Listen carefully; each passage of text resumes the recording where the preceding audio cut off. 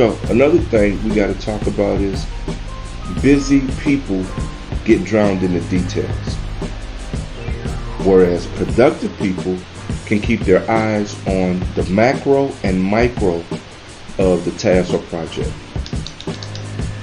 That's a good one, because I think I felt that one when I was doing my research, because a lot of times we get caught in the details and we get stuck in this rabbit hole, going down the rabbit hole of where did this come from, who did that, how did we get here, this and that, and none of those things matter to the completion of the task or project at hand. It's another way that your brain tricks you into doing procrastination work. Yeah, I'm busy finding out the details, but none of it matters, right? So I'm going to read that again. Busy people drown themselves in the details. Productive people keep their eyes on the macro and micro of the task. So let me give you an example when we're talking about micro and macro. Right? Macro is the big picture. Micro are the small details, or the small things that make up the big picture. I call it project management leadership.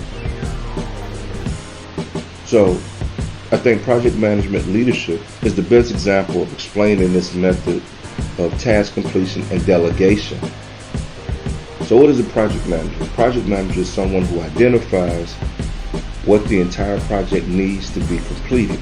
They also understand that they can't spend all of their time doing all of the tasks.